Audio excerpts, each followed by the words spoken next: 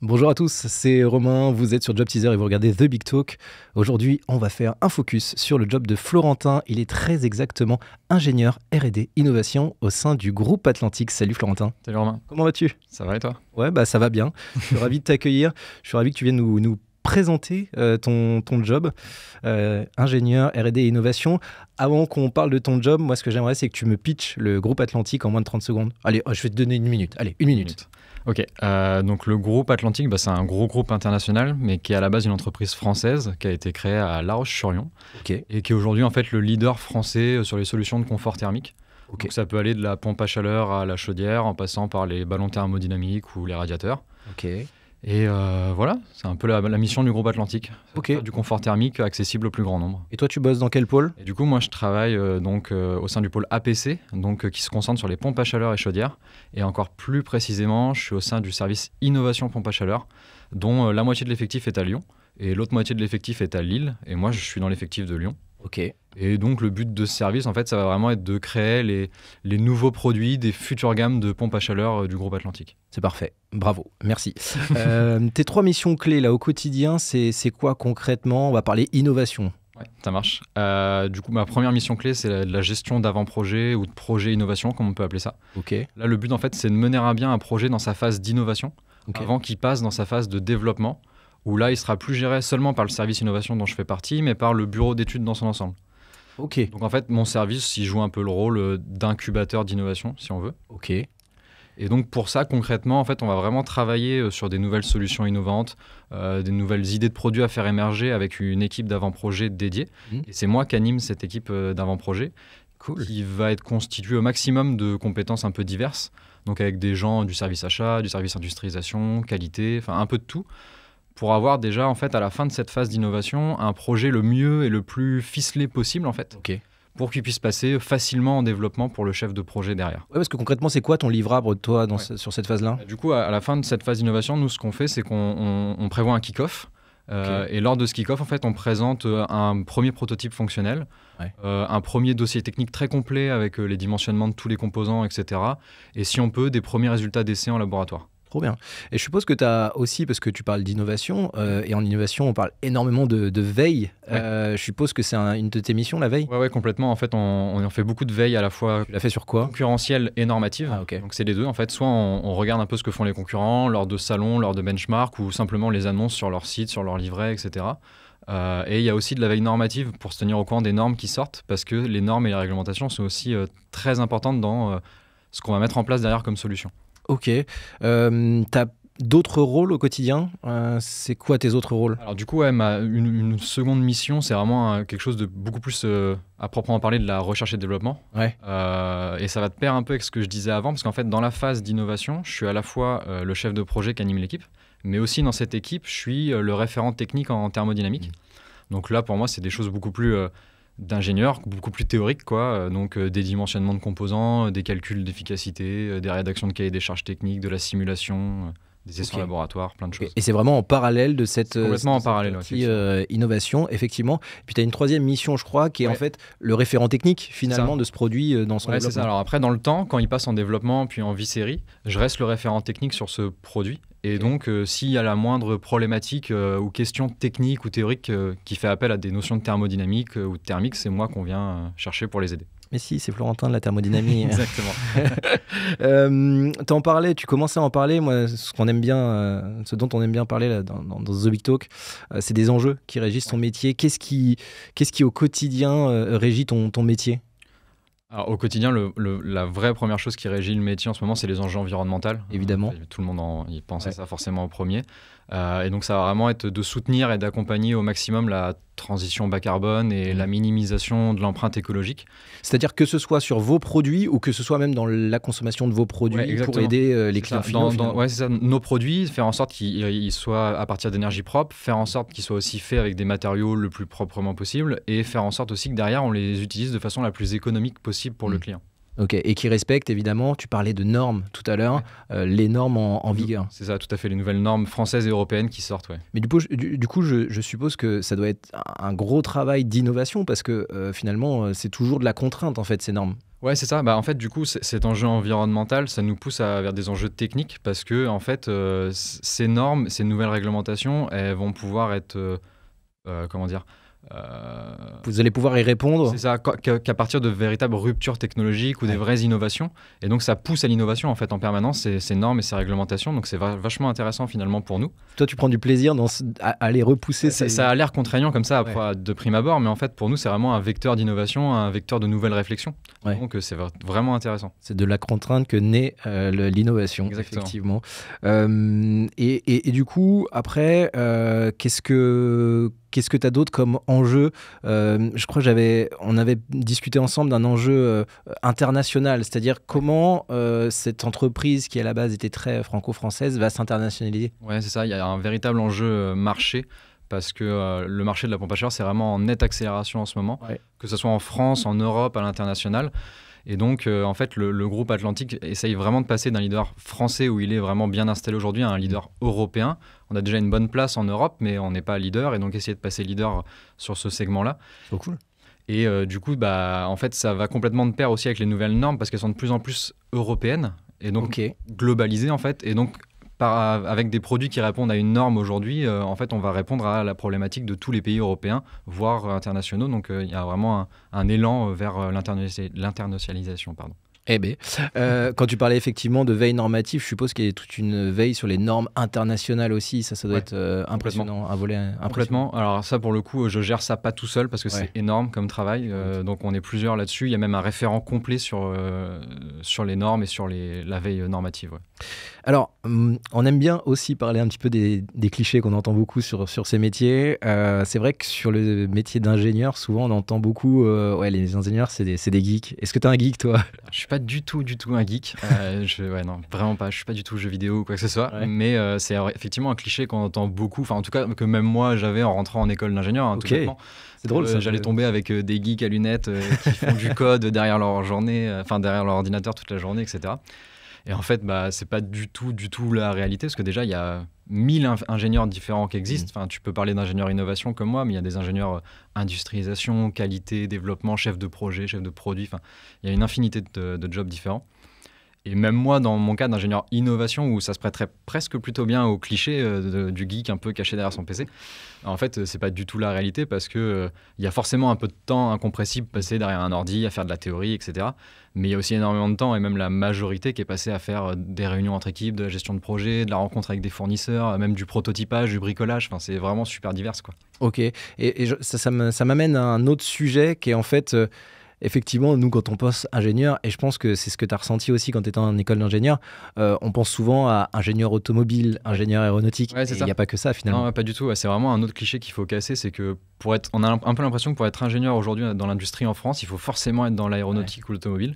Et c'est pas du tout le cas, en fait. Il y a plein d'autres industries qui sont tout aussi intéressantes et pleines de sens, dans lesquelles on peut tout à fait s'épanouir comme ingénieur aujourd'hui et où il y a plein de choses à faire, quoi. Dont la tienne. Dont les énergies les plus propres possibles. Enfin, c'est super intéressant. Ça m'amène à une petite question, du coup. Qu'est-ce qui t'a intéressé à ce secteur-là?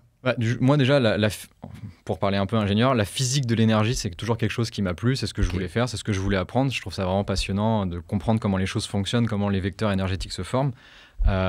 Et en plus, derrière, mettre ça au profit de solutions qui respectent mes convictions les plus profondes, typiquement faire des produits le plus respectueux de l'environnement, parce que la pompe à chaleur, c'est vraiment un produit très peu carboné et qui permet d'avoir des productions d'énergie extrêmement efficaces avec très peu de carbone à la base.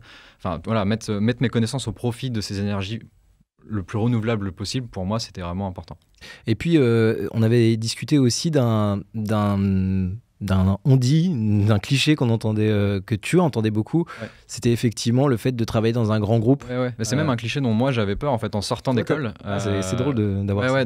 J'avais un peu l'impression que les gros groupes comme ça en croissance, c'était un peu des trucs, des gros paquebots avec des grosses inerties. Très silotés finalement. Avec des structures très hiérarchiques et puis une ambiance un peu froide, quoi. Et en fait, en tout cas dans mon cas, dans le groupe Atlantique, pas du tout, parce que déjà je travaille sur des projets relativement à court terme, c'est des échéances de 1 à 3 ans, et en industrie c'est vraiment court, surtout pour de l'innovation. Oui, qui sont sans cesse en évolution en plus, avec les normes. Et tout, donc c'est vraiment pas des gros paquebots comme ça, et puis au final il y a vraiment une très bonne ambiance, on interagit beaucoup avec nos supérieurs hiérarchiques très facilement, très régulièrement, et sur les côtés projets, On est vraiment toujours dans des petites équipes à taille humaine.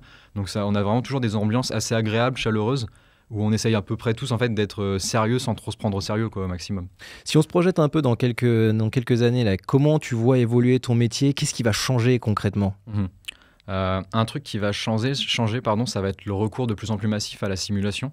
Donc c'est-à-dire c'est un vrai enjeu recherche et développement parce qu'en fait, vu qu'on doit faire des produits de plus en plus performants, efficaces, bas carbone, mais en même temps de plus en plus intégrables pour nos clients qui veulent des produits silencieux, connectés, design, ça commence à faire des équations vraiment complexes pour nous pour créer des nouveaux produits. Et donc, pour aller plus vite, mieux et plus fort, un élément qui va vraiment être important, c'est la simulation, c'est les modèles numériques.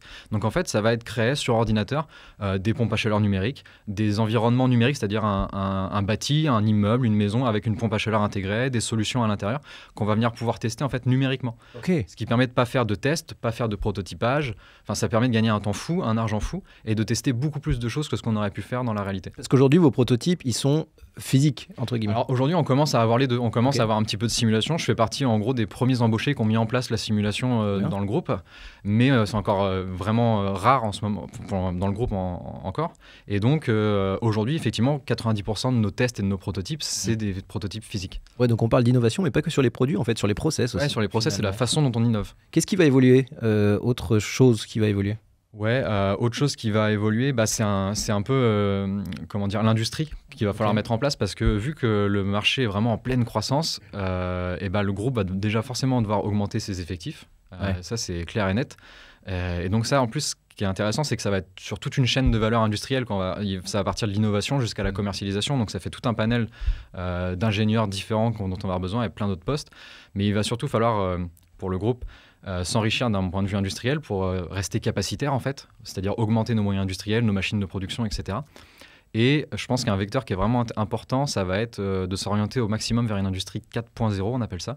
4.0 carrément. Ouais, on est passé de 2 à 4 directement. Non, en fait, c'est un peu le but d'avoir une industrie de plus en plus connectée, c'est-à-dire une industrie basique comme on la connaît, mais avec des outils connectés, des outils de connectivité pour être le plus efficace et efficient possible, avec le moins d'erreurs possible en fait. C'est-à-dire, tu as un exemple par exemple?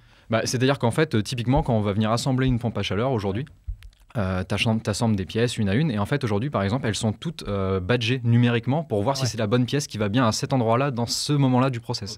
Qui réduit après le temps de vérification. Exactement. Tout ça. C'est ça. Ça permet de gagner en qualité des produits derrière en fait beaucoup. Puis il y a un autre enjeu aussi, je suppose, parce que tu parlais d'internationalisation. Dis donc, moi aussi je bute sur le mot. Internationalisation qui va s'accroître dans les années qui viennent. Là, il y a un véritable enjeu de s'adapter. En fait, je suppose qu'il va falloir s'adapter sans cesse aux différents marchés, parce que tu parlais des normes, mais il y a des marchés aussi, les utilisations sont les différentes. Je sais pas, en Espagne où il y a 40 degrés l'été, ou en Islande, tu vois, c'est pas la même chose. Complètement. Effectivement, d'un point de vue internationalisation, déjà il va falloir qu'on s'habitue à travailler de plus en plus avec des nouvelles langues, des nouvelles cultures, etc. Ça, c'est pour nous en interne. Mais il faut surtout s'adapter aux différentes clientèles parce que chaque pays a ses attentes et ses spécifications propres. Typiquement, effectivement, l'Espagne a des besoins en rafraîchissement beaucoup plus qu'en chauffage. L'Islande, ils ont des sources d'eau chaude, donc on peut aussi jouer avec de l'eau plutôt que de l'air. Effectivement. L'Allemagne et l'Autriche, par exemple, ils ont aussi un truc, c'est qu'ils ont des très grandes surfaces de jardins et de maisons. Donc en fait, avoir des très grosses machines, pour eux, c'est pas grave. Alors qu'en France, ça serait complètement intenable. Donc voilà, il y a plein de spécificités dans les marchés aussi, dont il va falloir tenir compte. Ça marche. Moi, ce que j'aimerais, c'est revenir un petit peu sur le profil et les skills. Toi, je crois que tu es arrivé en stage au sein du groupe Atlantique. Tu es là depuis 6 ans, c'est hyper intéressant. Qu'est-ce que tu conseillerais comme parcours académique pour réaliser ton job ? Alors, comme parcours académique, je dirais que déjà l'école d'ingénieur, c'est la voie reine. Parcours d'ingénieur, voilà, forcément. Ça peut se faire soit en école, ça peut se faire aussi. Tu peux venir d'IUT, ça peut se faire avec des équivalences.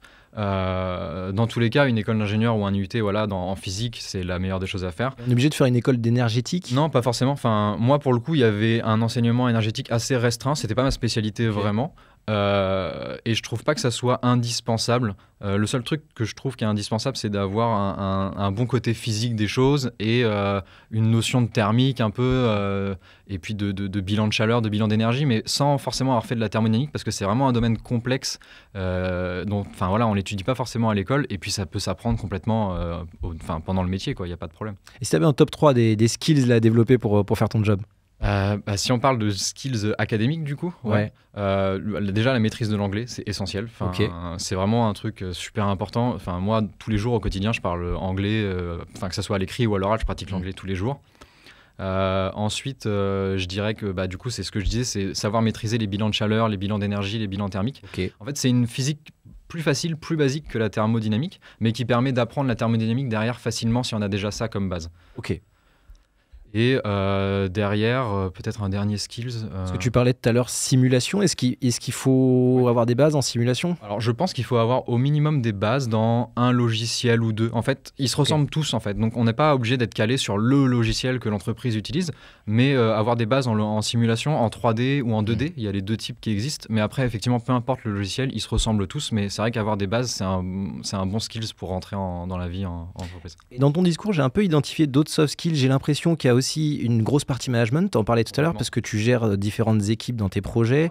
J'ai l'impression aussi, forcément, on parle de service innovation, il y a une ouverture d'esprit qu'il faut. Il faut aimer se cultiver finalement. C'est ça. Alors, un soft skill, ce qu'on appelle ça, le plus important pour moi, c'est vraiment d'être curieux au maximum et d'aller se cultiver un peu partout et pas forcément dans le domaine de ton travail ou même de ton entreprise. Aller voir ailleurs, aller piocher, regarder. Parce qu'il y a forcément des bonnes idées, des bonnes pratiques qui peuvent servir derrière dans ton métier.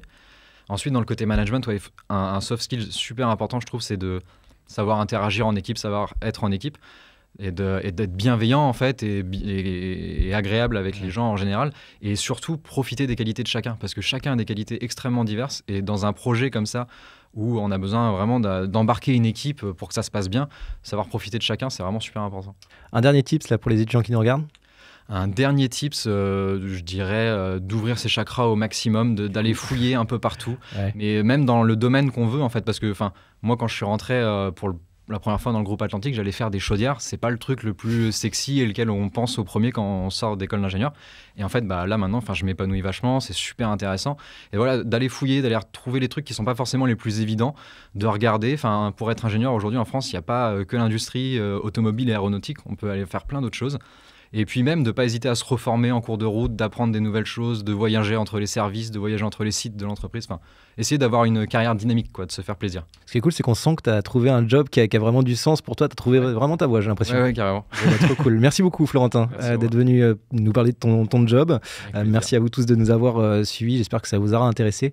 Vous trouverez toutes les informations sur le groupe Atlantique sur la page Job Teaser du groupe Atlantique. Quant à nous, on se retrouve bientôt pour un nouveau numéro des The Big Talk, évidemment, sur Job Teaser. Bye bye.